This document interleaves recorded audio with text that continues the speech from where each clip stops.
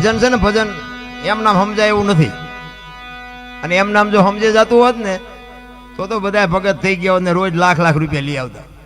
આ એવું નથી. ભજન છે ને અઘરી બાબત છે. આની માટે સદગુરુ જોવે. સદગુરુ વિના બનવું આની નિશાળું આની યુનિવર્સિટી ક્યાંય છે નહીં. આ કાંઈક મા બાપના સંસ્કાર હોય, કાંઈક એવો સદગુરુ માથે મળી જાય ને તો પતે એવું છે. બાકી તો ચારેય બાજુ અત્યારે ગુરુનો જઈ પાર નથી ને ચેલાનો જઈ પાર નથી. ચારેય બાજુ માંડવા નાખી નાખીને બેઠા છે.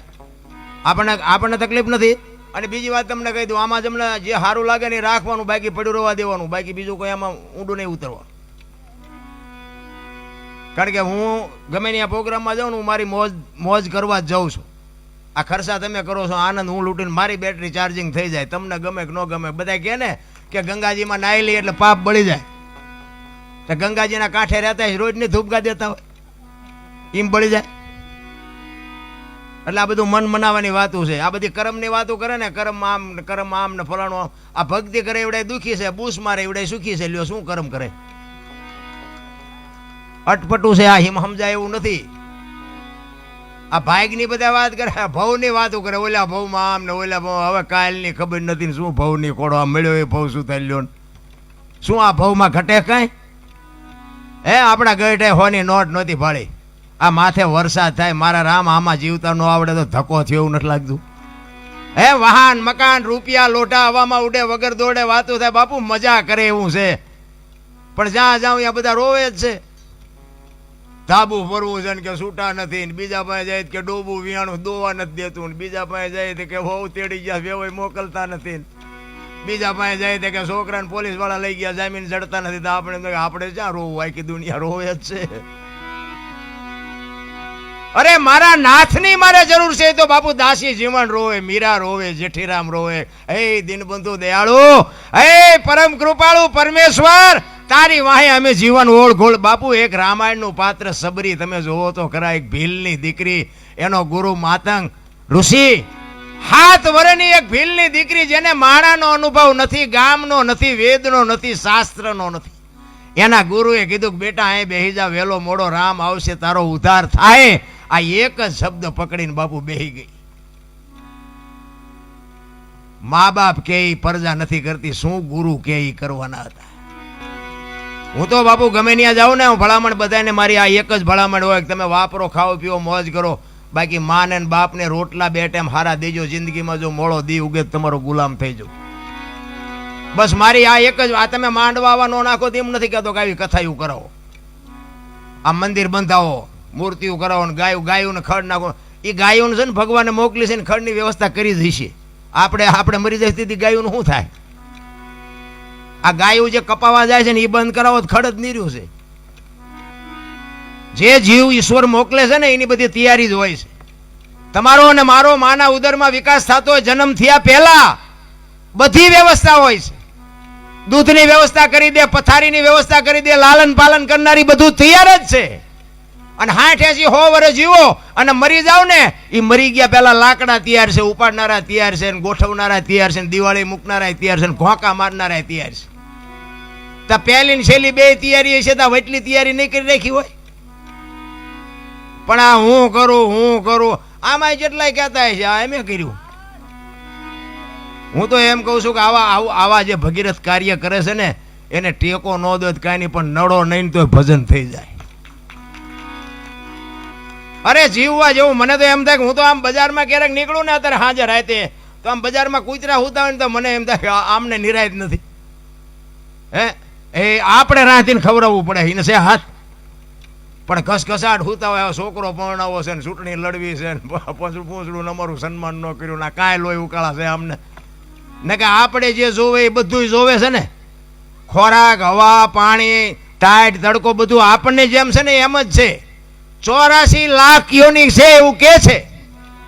84 લાખમાં રૂપિયા હાટું માયા હાટું બસોડા ભરતો હોય માણા એક જ. કોઈ જીવ બસોડા ભરતો હોય મને બતાવો. અને કોઈ જીવ જો ભીખો રહેતો હોય તો મને કહો, અને માણાનું ભરાતું હોય તો મને કહો. આપણા જેમ જ નથી. આપણે જેમ બચાવો એમ આ કૂતરાને, કાગડાને, ભૂંડડાને એને બચાતો હોય જ છે. એનું લાલન પાલન એ કરે છે. બચાવ હોય ત્યાં સુધી એને ખવડાવે, પીવડાવે, એને પાંખું આવે ને ઉડી જાય પછી કે તું તારા રસ્તે હું મારા રસ્તે. હવે આપણે ચાર પેટીઓ થઈ હોય તો ચાવીઓના જોડા ભરાવ્યા હોય. હવે ગુડો ને હારખો રોટલો ખાવો હોય તો હવે હું ચાવીઓને હારે રાખીને કામ છે, પણ નથી છૂટતું નથી. શું કરવું? ભજન છે ને ભજન, જ્યાં જ્યાં ભજન બન્યા ને બાપુ અહીંયા વાતું પડી છે. એમના ભજન બને નહીં કોઈ દી. અને જો બનતા હોત ને તો આપણે, તમને જો કે ખબર છે બધાને, ઓલું આપણે નહોતું જાગ રે માલણ જાગ, જીનપા કાન કરો એને પણ સંભળાતું હતું ને, અત્યારે સંભળાય છે. એ આપણું બનાવેલું હતું.